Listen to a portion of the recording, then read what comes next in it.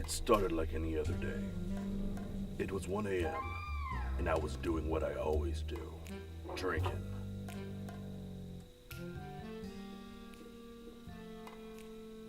And then, the phone rang.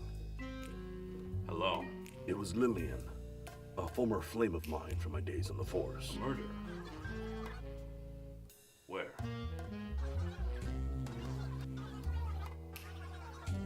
I'll be there.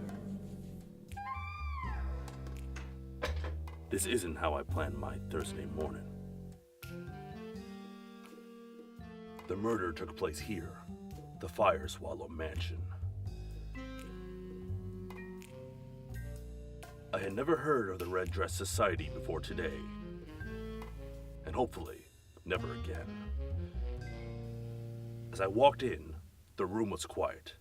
The suspects were huddled in the corner, talking amongst themselves. Oh, thank God you're here. Sorry, doll. Those days are over. Who's the victim? I knew Lillian loved me, but I loved the job too much. Raven Fireswallow, the founder of our group, the Red Dress Society. She was young, too young. She looked about 12 or 13. How old was this girl? She was 30 years old. I was wrong. Dead wrong. As I looked at the suspects, a sketchy group, I knew I had my work cut out for me. The first to come up to me was the butler. Hello, sir. My name's Norman Mileswood, sir. How can I help you today, sir? He said sir too many times. He had to be the killer. How did you know the victim? I was her butler, sir. I knew her since she was growing up, sir. I was her best friend, sir. And my father served as her father's butler, sir.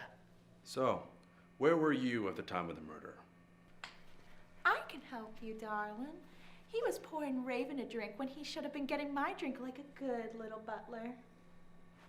Her perfume smelled like attention, but her eyes screamed bad intentions. And who are you? I'm Veronica Hester, and you are? Investigating this case. I can put your mind at ease. And before you ask, I was in the bathroom, so I didn't kill her. Frankly, I think you're looking in the wrong area. What did you mean by that? Well, darling, she enjoyed the company of many You mean suitors. just like you do? Oh, well, I never.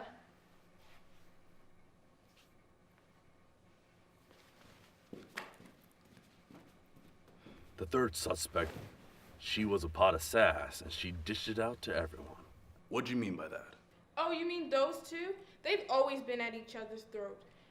Veronica was always jealous of Raven and the attention she got, especially from boys. So you mean to tell me that you were never jealous of the victim? Jealous? I barely even liked her. The way she walked around acting like she owned everyone, especially poor Norman. So it sounds like you're carrying a torch for Norman. How dare you! Easy, Sassy. I'm just asking a question.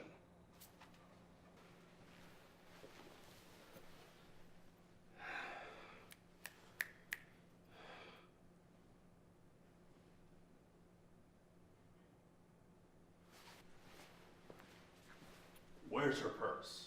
It's over there, sir.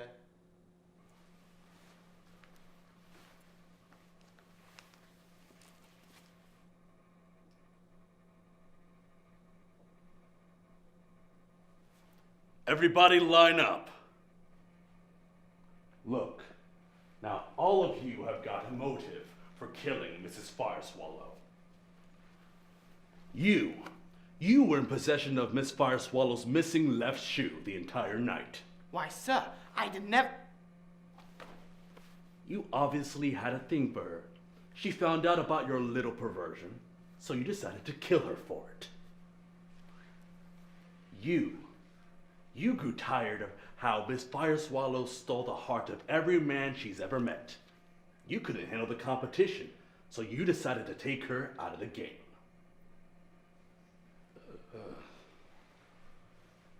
You. What's your name again? Ethel. Your motives were pretty simple. You grew tired of the constant abuse Miss Fireswallow's dealt all of you over the years. You said enough was enough. So you decided to end her tyranny. As for you, Lillian, you were the vice president of the Red Dress Society. Once you took her out of the way, you could lead the group to however you see fit. The killer was natural causes. Miss Fireswallow suffered from congestive heart disease. The spironolactonin pills in her purse needed to be taken once every day. Since she was clearly intoxicated throughout the whole day, she forgot to take her pills, thus leading her to her death.